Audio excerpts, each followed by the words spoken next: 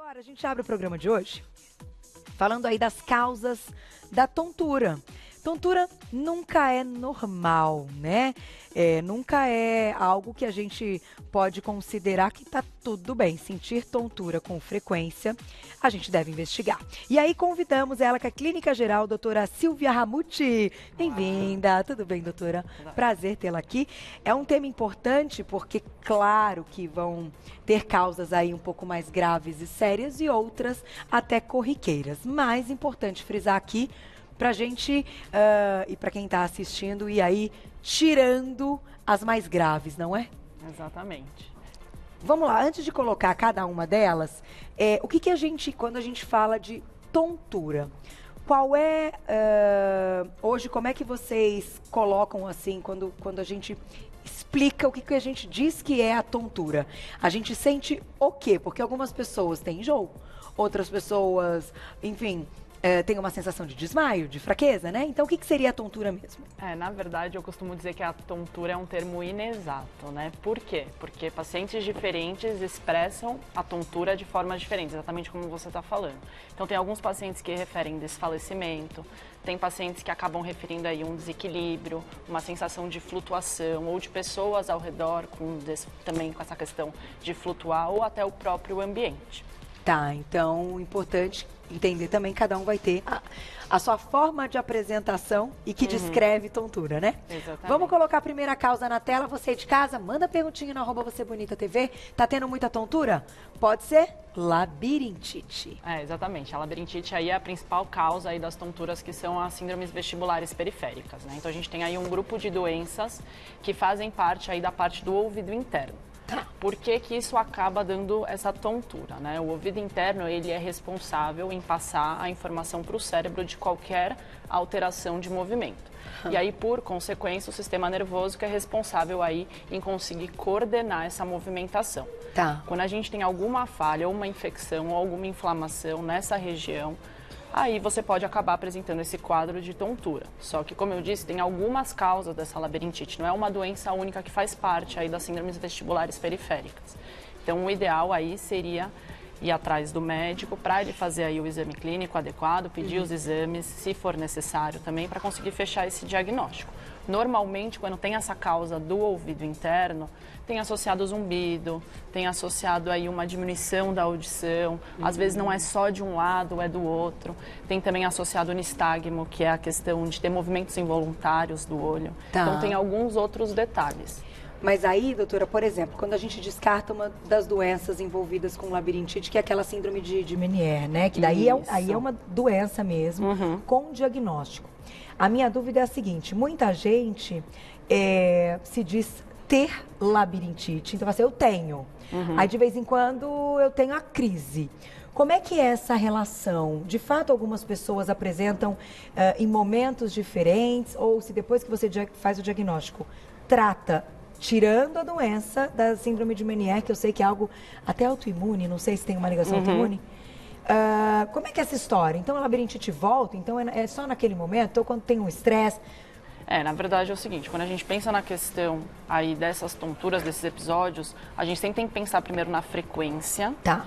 Então, acontece todo dia, acontece uma vez por semana, a duração, então se dura menos de 1 minuto, mais do que isso, e a circunstância, então a questão, estava fazendo atividade física, estava em tempo em jejum, não, estava comendo alguma coisa, então aí a gente consegue vincular para a gente conseguir fechar isso daí certinho. Entendi. Não adianta, e tem que procurar o médico e descartar outras coisas, né? Até quando tem aquela sensação de desmaio e de fraqueza mesmo, que não consegue nem levantar. Exatamente. Porque uma labirintite forte, gente, acaba te tirando da rotina mesmo. É um mal-estar, né? Então esse mal-estar acaba te incapacitando de fazer as atividades diárias. Então isso sim deve ser tratado. Mas foi como você disse, a questão que a gente tem que ver é se foi uma crise e foi exclusivo isso, ou se não, necessário a gente fazer uma profilaxia, fazer um tratamento contínuo. Tá aí. Próxima causa de tontura na tela. Síndrome da hiperventilação. Hiperventilação é ligada à atividade física ou quando batimento Isso, e também, no caso, ansiedade. Isso também está vinculado, tá? Por quê? O pulmão é responsável em trazer oxigênio para o organismo e eliminar o gás carbônico. No caso da hiperventilação, então, a gente acelera esse ritmo ventilatório e, por consequência, menos oxigênio entra e a gente retém mais CO2. Por a gente reter mais aí a quantidade de gás carbônico, que acaba dando esse quadro de tontura. Normalmente, específico aí da síndrome hiperventilatória, está vinculado aí a um quadro de estresse, um quadro de ansiedade. Então, o paciente vai ter outros sintomas. Então, ele pode apresentar tremores, ele pode apresentar agitação. E aí, por consequência, a gente acalmando ele, a gente consegue aí voltar e melhorar esse quadro aí de tontura. Até em síndrome do pânico? Até na síndrome do pânico a gente apresenta isso daí mesmo. Que aqueles já viram, quem, enfim, já teve algum momento com alguém que estivesse... Parece que a pessoa, assim, que o mundo vai acabar, né? Uma sensação meio de angústia. De angústia. Exatamente. Então, na questão da síndrome do pânico, isso também pode acontecer. E também por isso que é tão importante fazer um tratamento, não só medicamentoso, mas também com acompanhamento de psicólogos e fazer psicoterapia para evitar, descobrir quais são esses gatilhos para evitar esse quadro aí de hiperventilação. Muito bom. Então tem o nome, é hiperventilação. Na atividade física acaba sendo normal quando você acaba botando a esteira ali além da conta, coisas do tipo. Exatamente. Mas aí é algo pontual por causa do exercício, né? Principalmente agora no final do ano, que as pessoas querem correr atrás do tempo, né? Não acabou fazendo atividade física o ano inteiro e acaba voltando e volta com 100% de atividade. E aí sim pode acabar passando mal exatamente por isso. Seu organismo não está acostumado, seu cérebro vai precisar de mais oxigenação, sua musculatura que você trabalhando vai precisar mais e às vezes você não vai dar conta. Então, ir aos poucos. Tá aí. Próxima causa de tontura na tela. Arritmia cardíaca. No caso de arritmia cardíaca, é um pouquinho diferente aí o quadro, tá? Por quê? O paciente vai referir aí que ele vai ter tonturas em vários momentos. E além de ter isso, ele pode ter uma dor no peito, ele pode sentir aí um mal-estar generalizado, uma sudorese, tudo isso. Por quê? O coração nada mais é que uma bomba e ela que é responsável aí em levar sangue para tudo, desde o pé até a cabeça. Só que no sangue a gente tem aí o oxigênio. Se no caso essa bomba está arrítmica, no caso ela não tem um ritmo constante, por consequência, ela vai acabar não levando sangue suficiente para o cérebro em certos momentos. E aí, devido a isso, o paciente vai referir esses quadros de tontura. No caso de arritmia, o exame físico aí é essencial para conseguir ver a questão da frequência cardíaca, além de alguns exames também que é pedido. Então, o eletrocardiograma, o eco que pedem ou o Holter mesmo. E, doutora, na verdade, quando isso acontece no momento que a pessoa percebe que algo está acontecendo e que está mais intenso do que num dia normal, que ela não tenha praticado atividade física, enfim, ela estava ali num descanso e aquilo pode... Apresentou. Tem que ir para o hospital, né? Exatamente. Então, sempre, quando se preocupar e procurar aí um profissional da área da saúde. Então, o principal é a frequência desses episódios e os sintomas associados. Se tiver algum sintoma associado, alguma dor, alguma perda de força, tem que passar.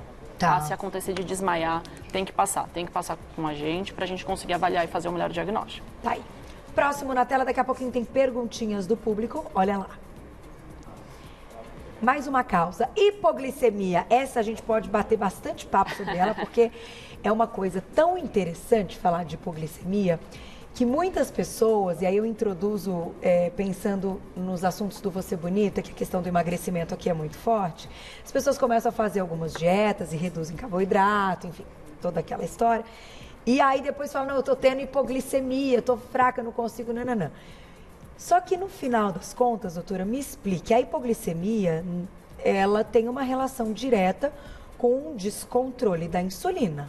Ou não? Como é que é isso? Não necessariamente. Então, se a gente for pensar aí na principal causa aí de deixar o açúcar baixo no sangue, a gente pensa aí nos pacientes diabéticos que fazem uso ou da insulina, que é a medicação injetável, exclusivamente, ou associado também a alguma medicação via oral. O que acontece? Tem algumas medicações que ela já tem essa capacidade de baixar o açúcar no sangue e, por consequência, ele ter esse quadro. Por isso que é tão importante o paciente diabético fazer o acompanhamento com o médico. Entendi. Para quando a gente já evidenciar essa queda de açúcar, a gente já conseguir tomar uma conduta, ou mexer na posologia, ou trocar a medicação. Tudo isso tem que ser feito, ainda mais no caso de pacientes que emagrecem ou que engordam e que são diabéticos. É muito importante. Tá. Além disso, a gente também tem outras causas.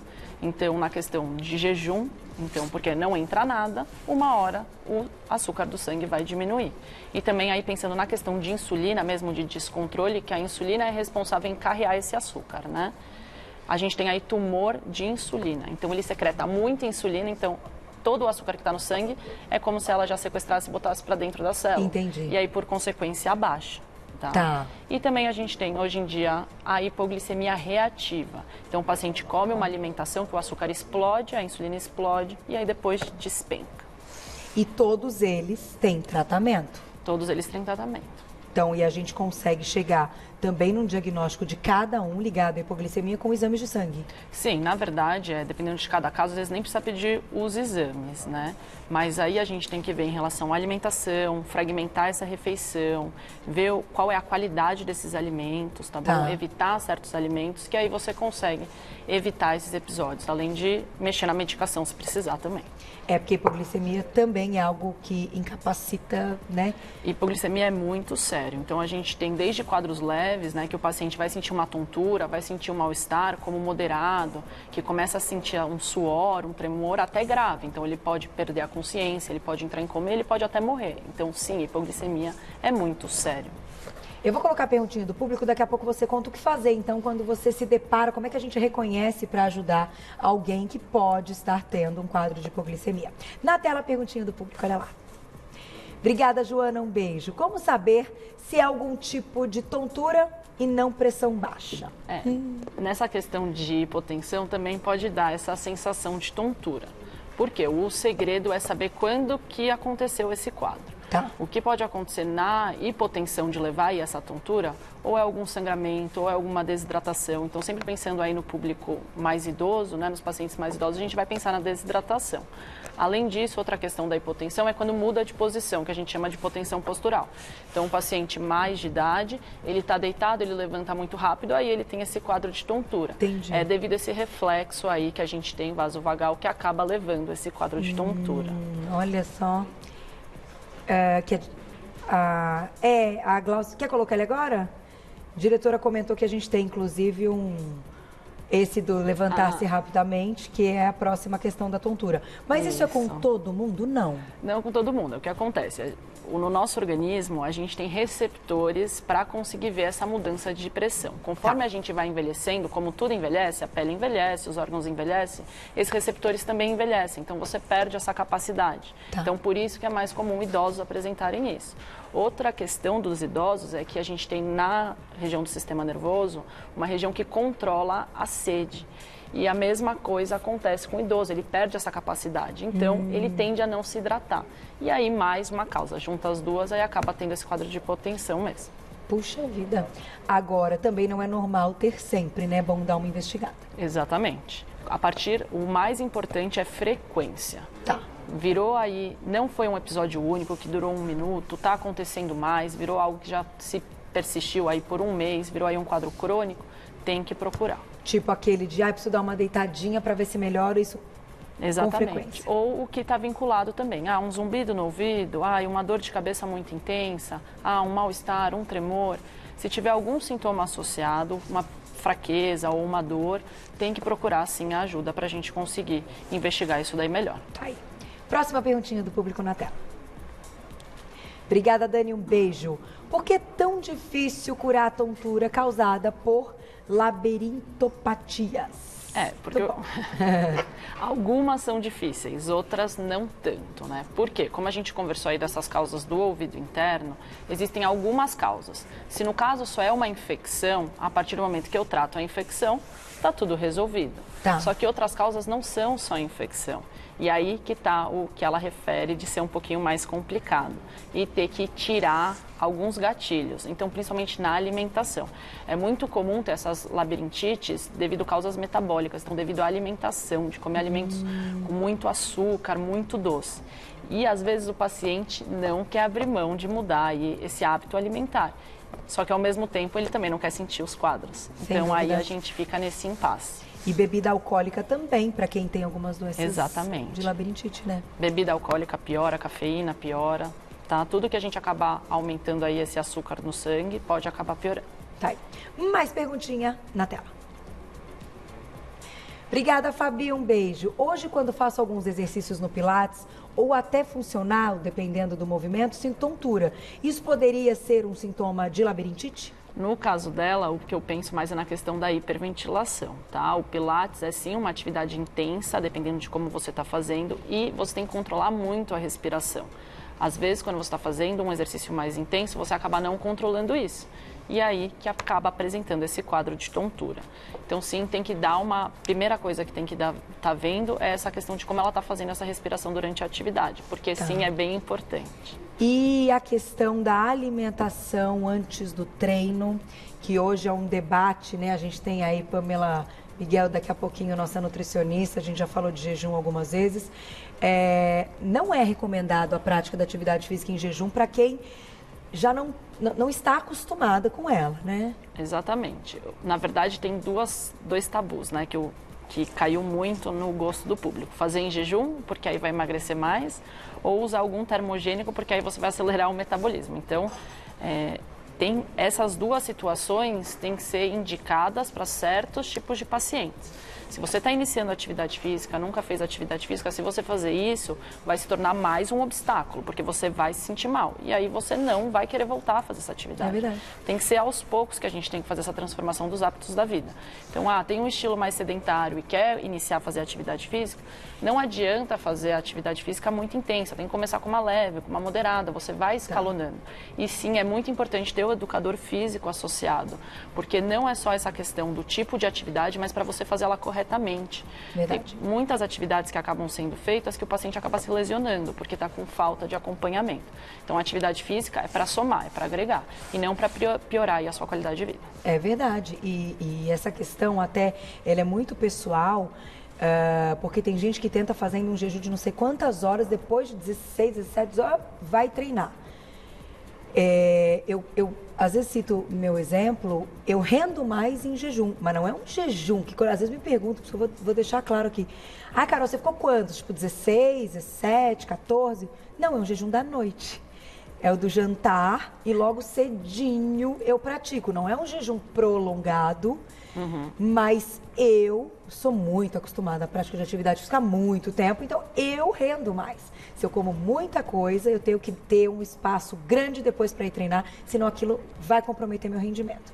Só que como que eu descobri? Como você disse, com acompanhamento de profissional e com um médico, fazendo todos aqueles exames que vocês pedem, os famosos da esteira, o oxigênio, que às vezes nem todos os lugares há o pedido, porque ele não entra em plano de saúde, né, como o da esteira, mas que eu acho que a gente está aqui para falar sobre isso e tentar bater na tecla que tem que entrar, porque o do oxigênio é extremamente importante, não é, doutora? É importante. Exatamente, também. Dentro desse assunto que a gente está falando, para saber a queima de calorias, até que velocidade a pessoa pode chegar, porque senão ela pode ter um problema e ter um desmaio. Não Exatamente, é isso? Mas assim, seria o ideal se toda a população tivesse acesso a todos os exames. Exatamente. Mas infelizmente isso não acontece. Então a gente tem os principais. Então esses principais são que dão a direção, que dão esse nosso eixo. Então por isso que alguns exames fazem parte, mas sim, eles agregam muito. Essa informação é bem válida também. Tá aí. Doutora, eu vou te agradecer. Muito obrigada. A gente está aqui também para fazer essa briga e dar esse... deixar sempre o pedido para, né, todo mundo junto, né? Só assim a gente consegue melhorar muitas coisas. Então, peço para a minha produção, vamos trazer, Juju, o exame do oxigênio? Se não der para trazer, a gente vai lá e grava em algum estabelecimento, mas mostra que ele existe, para que ele serve, e aí você vai ficar atento para conversar com o seu médico. Obrigada, adorei. Super aula da doutora Silvia Ramucci, ela que é clínica geral. Vou deixar aqui um contato para vocês, que é do Instagram, tá? Que deve ser o da clínica, @emagrecentro _oficial, @emagrecentro_oficial. Muito obrigada, adorei, viu? Super jovem, cheio de informação. Até a próxima. Tchau, tchau. Tá.